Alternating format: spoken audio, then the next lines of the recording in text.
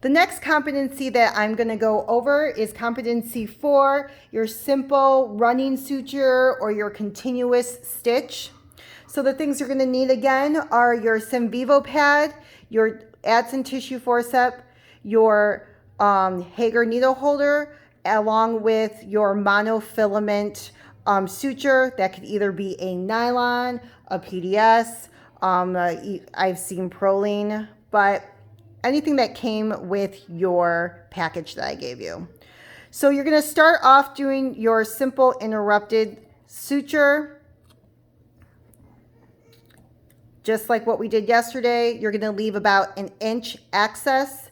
You're going to do your surgeon's knot, which is the double knot around. So now I'm going to go toward me, away from me, toward,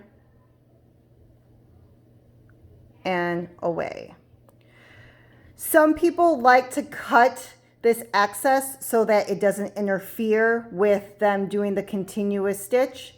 It is completely up to you if you decide to do that. Then from there, what you guys are going to do is you're going to reload your needle like so. And then do you guys see the knot here? You're going to go back to where that knot is, and you're going to go from the outside in. What you guys are seeing here is I am going in a 45-degree angle because my target is going to be this next dot. As you guys can see, load this, pull it through. And you guys should be able to go on to your next bite, which is going to be going across. As I go across, I'm lifting my tissue. I am repositioning my needle holder to 45 degrees. I will grab the other side, finding my target, which is this next dot, and pulling it through. So you guys are going to do this throughout the whole entire small incision.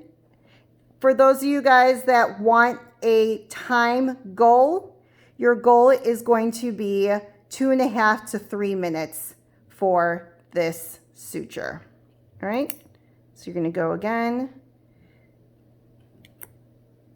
making sure that you are through. You don't want to go too tight because you want to allow for the wound healing to take place and allowing for some inflammation and swelling to happen.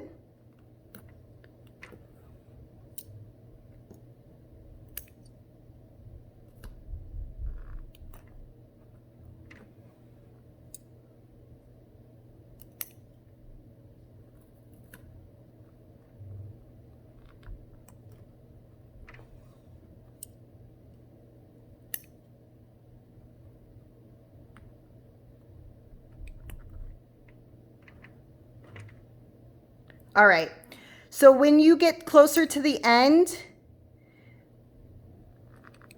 so let's say this is my last throw, you want to leave this last full throw kind of looped. And then you would do your surgeon's knot like we mentioned before, so double around.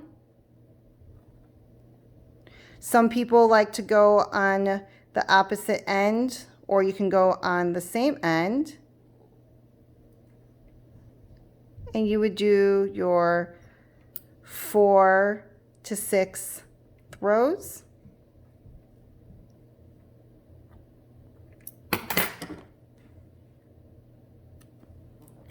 And there you go.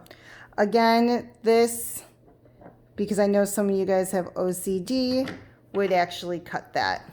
And then you would have this nice continuous suture line. Once you guys are done practicing with the dot markers, you can try doing it on the railroad tracks. But the most important is, and the best experience is actually doing on the incisions that do not have any markers or indications, because that's how it's going to be in real life. Once you guys are done practicing, make sure that you record how much you're practicing on suturing each day and turning in that practice log, as well as doing your final submission for this week's competency. If you have any questions, please feel free to email me. Texting me is probably the fastest way to contact me. Have a good night.